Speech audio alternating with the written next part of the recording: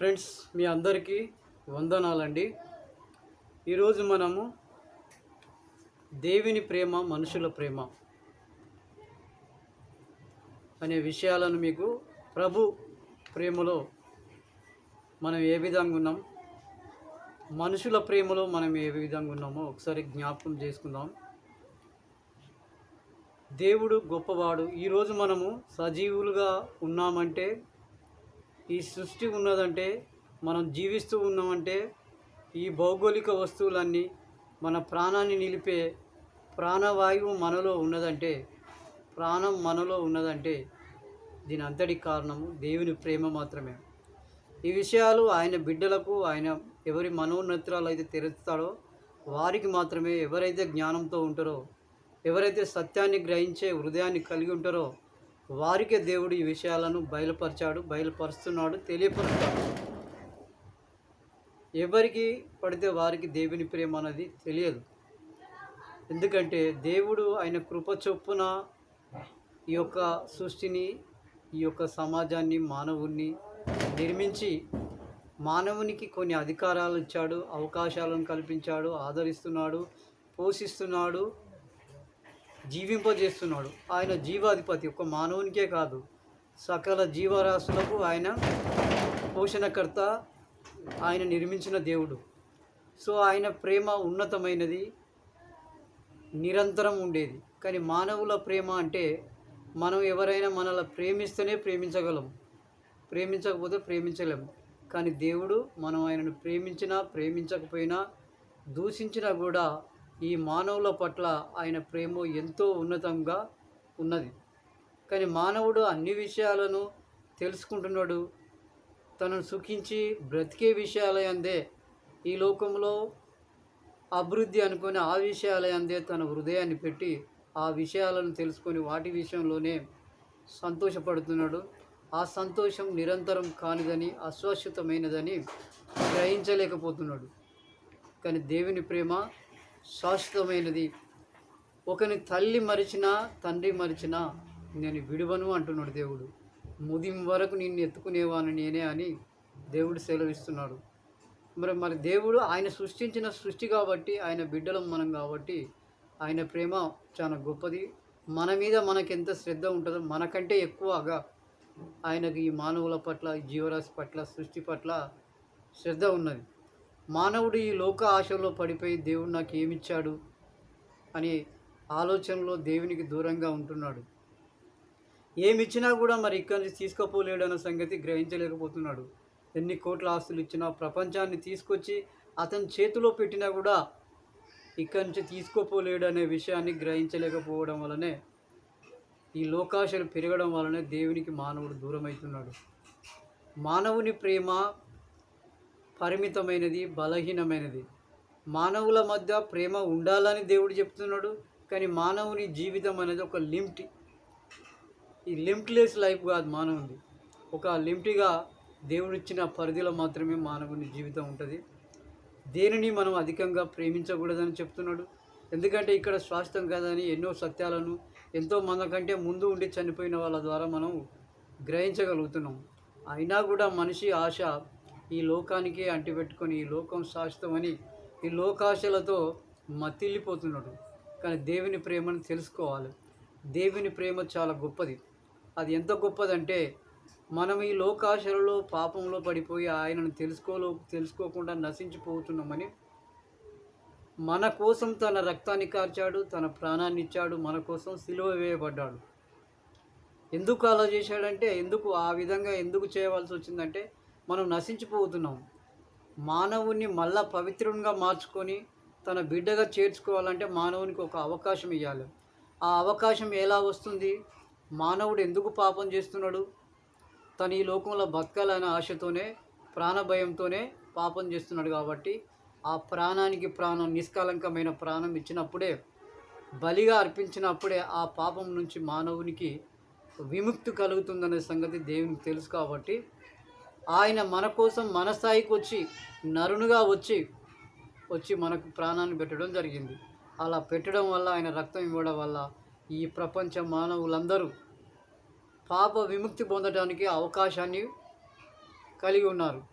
ఆ అవకాశం హృదయపూర్వకంగా దేవా నువ్వు నిజంగా నా కోసం వచ్చినావు, నా కోసం ప్రాణాన్ని ఇచ్చావు, నీ రక్తాన్ని కార్చావు, నేను మాట్లాడినా, నా నోటితో, నా ఆలోచనతో, నా కంటితో నేను చేసిన ప్రతి పాపమును ప్రాయశ్చిత్తం చేయడానికే దేవా నువ్వు నా స్థాయికి మానవునిగా వచ్చి నా కోసం నీవు రక్తాన్ని కార్చావని, ప్రాణాన్ని ఇచ్చావని ఎవరైతే నమ్ముతారో వాళ్ళు మాత్రమే నిజంగా నమ్ముతారో, నిజంగా పాపానికి దూరం ఉంటారో వాళ్ళని నమ్మి అలాంటి వాళ్ళు మాత్రమే ఆయన బిడ్డలుగా లెక్కింపబడడానికి అధికారంను దేవుడు ఆ మానవ స్థాయిలోకి వచ్చిన ఆ యేసు అనే పేరుకు, యేసు అనే దేవుని పేరుకు ఇవ్వడం జరిగింది. కాబట్టి ఇక్కడ దేవుడు ఎంత గొప్ప కార్యం చేశాడు చూడండి. మనకు కొంత జ్ఞానం ఉన్నది. ఒక సెల్ ఫోన్ ఎలా పనిచేస్తుందో మనకు తెలుసు, ఒక మోటార్ సైకిల్ ఎలా పనిచేస్తుందో మనకు తెలుసు, ఒక మిషనరీ ఎలా పనిచేస్తుందో దాని గురించి తెలుసు. కాబట్టి అదొక ప్రాసెస్లో పనిచేస్తుంది. అట్లాగే ఈ లోకాన్ని రక్షించడానికి కూడా దేవుడు ఒక ప్రణాళిక చేశాడు. ఆ ప్రణాళిక ప్రకారమే దేవుడు ఈ లోకానికి మానవ స్థాయిగా నరునిగా వచ్చి తన ప్రాణాన్ని పెట్టడం జరిగింది.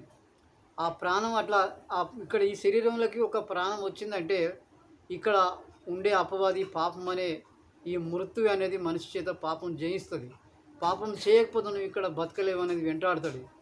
ఆయన ఈ శరీరంలోకి మానవ శరీరధారిగా వచ్చినప్పుడు ఆయనను కూడా ఈ పాపం వెంటాడింది. నువ్వు పాపం చేయకపోతే బతకలేవని, ఈ లోకాశలలో నువ్వు మునిగపోతే, ఈ లోకాశలను ప్రేమిస్తే నీకు ఈ సకల రాజ్యాలను ఇస్తానని ఆయనకు ఎరగా చూపెట్టినా కూడా ఆయన వాటిని అన్నిటినీ ఇష్టపడలేదు.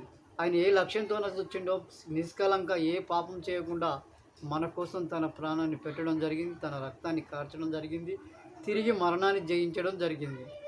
ఈ కార్యం, ఈ త్యాగం చేయడం వల్లనే దేవుడు మనకు ఒక అవకాశం ఇస్తున్నాడు. ఆ అవకాశం ఏంటంటే మనము తెలియక పాపాలు నోటితోని ఏదో ఒక చిన్న అబద్ధమైనా కూడా పాపమే, వాటిని క్షమించమని మనం దేవుని దగ్గర అడిగితే ఆయన నమ్మదగిన వాడు కాబట్టి ఆయన తప్పకుండా క్షమిస్తాడు. క్షమించడానికే ఈ లోకానికి నరునిగా వచ్చి తన ప్రాణాన్ని ఇచ్చింది కాబట్టి మనకు క్షమాపణ అనేది దేవుని దగ్గర ఈ విధంగా దొరికింది. ఈ అవకాశాన్ని ఎంతమంది అయితే మేము చెప్పినప్పుడు, సువార్థికులు చెప్పినప్పుడు, పాస్టర్లు చెప్పినప్పుడు, ఎంతమందికి అయితే ఇది వాస్తవమైన గ్రహించి వారు హృదయాలు ఒప్పుకుంటాయో వాళ్ళు మాత్రమే దేవుని బిడ్డలుగా మరి జీవ గ్రంథంలో లెక్కింపబడుతుంది. ఈ విషయాలు అర్థం కాని వాళ్ళు కూడా, వ్యతిరేకించే వాళ్ళు కూడా ఉంటారు. వాళ్ళకి అవి అర్థం కాదు. దేవుడు వాళ్ళకు ఆ అవకాశం ఇవ్వలేదు. కాబట్టి దేవుని ప్రేమ చాలా గొప్పది. మన జీవితాంతం మనం కొనియాడదగినది, మనం వర్ణించలేనిది ఆ ప్రేమ. అది నిరంతరం శాశ్వతంగా ఉండేది. ఈ మనుషుల ప్రేమ అనేది అశాశ్వతమైనది. అలాగని మనుషుల మధ్య ప్రేమ ఉండొద్దని కాదు. మనుషుల మధ్య దేవుని ప్రేమ ఉండాలి మనుషుల మధ్య. కానీ మనుషుల ప్రేమ అనేది అది దేవుడికి విరుద్ధంగా మనం ఈ లోకాశలో పడిపోయి ఈ లోకమే శాశ్వతం అనుకొని, ఇవన్నీ శాశ్వతం అనుకొని, ఇక్కడనే బాగా అంటిపెట్టుకొని ఉండడం శాశ్వతం అనుకొని మనిషి దేవుని తెలుసుకోలేకపోయి ఆయన ప్రేమను గుర్తించలేకపోతున్నాడు. కాబట్టి దేవుని ప్రేమ ఉన్నతమైనది, శాశ్వతమైనది, మన జీవితాలకు ఎంతో వెలుగు. ఆయన ఈ సృష్టిని నిర్మించింది కాబట్టి ఇక్కడ జరిగే బాగోగులన్నీ, తప్పులన్నీ అవి ఎలా సరిచేయాలి, మనిషిని ఎలా రక్షించుకోవాలనే ప్రేమ ఆయన మన తల్లిదండ్రుల కంటే, మనకున్న వారి కంటే ఎక్కువగా, మనకంటే ఎక్కువగా ప్రేమించేది దేవుడు మాత్రమే. కాబట్టి సోదరులారా, ఇది యోహాను సువార్త 3వ అధ్యాయంలో ఒక మాట చెప్తున్నాడు. దేవుడు లోకముని ఎంతో ప్రేమించను కాగా ఆయన అద్వితీయ కుమారునిగా పుట్టిన వాని యందు విశ్వాసముంచు ప్రతివాడును నశింపగా నిత్య జీవం పొందినట్లు ఆయనను అనుగ్రహించను. ఇది యోహాను సువార్త 3వ అధ్యాయం 16వ వచనంలో ఈ మాటలు చెప్పబడింది. ఎందుకంటే ఆయన ఎంతో ప్రేమ చూడండి, ఈ లోకాన్ని ఎంతో ప్రేమించండి ఆయన. ఈరోజు నువ్వు సజీవంగా ఉన్నావంటే ఈ క్షణంలో దానికి కారణం దేవుని ప్రేమ. ఈరోజు మనం ఆహారం భుజిస్తున్నామంటే దానికి కారణం దేవుని ప్రేమ. ఈ సృష్టిలో మానవాళి జీవిస్తున్నదంటే, జీవరాశులు జీవిస్తున్నదంటే దేవుని ప్రేమ. ఇది అనంతమైనది, ఇది నిత్యం ఉండేది దేవుని ప్రేమ. కానీ మానవుల ప్రేమ బలహీనమైనది. మనల్ని ఎవరైనా ప్రేమిస్తేనే మనము ప్రేమించగలం. కానీ మనం పాపులమైనా కూడా, ఆయన ఎవరో ఆయనను గ్రహించకున్నా కూడా, మనకు ఎలాంటి ఆయన పట్ల జ్ఞానం లేకున్నా కూడా దేవుడు మనందరి పాపాల కోసం తన అద్వితీయ కుమారునిగా, అంటే ఆయనే కుమారునిగా వచ్చి, కుమారుని స్థానంలోకి వచ్చి మన కోసం తన ప్రాణాన్ని పెట్టాడు, మనకు రక్షణ భాగ్యం ఇచ్చాడు. కాబట్టి ఈ మర్మం ఎరిగి, ఈ సత్యాన్ని ఎరిగి ఎవరైతే అర్థం చేసుకుంటారో వారికి మాత్రమే దేవుడిచ్చే కృప ఏదైతే మనకు దేవుని బిడ్డలుగా మారటానికి అవకాశం ఇవ్వటానికి, మన పాపాలను క్షమించటానికి దేవుడు ఏ విధంగానైతే ఈ లోకాన్ని నరుడిగా వచ్చి తన ప్రాణాన్ని ఇచ్చి, ఆ ప్రాణాన్ని ఇవ్వడం వల్ల మన పాపాలకు ప్రాయశ్చిత్తం ఇవ్వబడింది కాబట్టి అది పొందుకోవాలంటే మనం తప్పకుండా ఇది నిజమని నమ్మిన వాళ్ళకు మాత్రమే, ఎవరు హృదయాలైతే ఈ విషయాలు సత్యమైన అంగీకరిస్తాయో వాళ్ళకు మాత్రమే దేవుని బిడ్డలుగా వాళ్ళు మారుతారు. వాళ్ళ పట్లనే దేవుడు ఆయన కృప వర్ధిల్లుతుంది. ఆయన మరణించింది మాత్రం సకల ప్రపంచంలో ప్రతి మానవుల కోసమే. కానీ ఎంతమంది అయితే ఆయన ఉద్దేశం ఏంటంటే మానవుని తెలివికి, ఆలోచనకి, జ్ఞానానికి, వివేకానికి ఆయన స్వేచ్ఛనిచ్చాడు. ఏదో ఎడ్డిగా గుడ్డిగా బలవంతంగా నమ్మమనడం ఆయనకి ఇష్టం ఉండదు. ఎందుకంటే ఆయన సర్వోన్నతుడు, సర్వశక్తిమంతుడు, సర్వజ్ఞాని. ఆయన స్వేచ్ఛను, లౌకికవాదాన్ని ప్రేమించే శక్తి సంపన్నుడు కాబట్టి మనకు కొంత జ్ఞానం ఇచ్చాడు, కొంత తెలివినిచ్చాడు, కొంత ఆలోచన ఇచ్చాడు. వాటి ఆధారంగానే ఇది సత్యమని ఎవరైతే నమ్ముతారో వారిని మాత్రమే ఆయన బిడ్డలుగా చేర్చుకుంటాడు.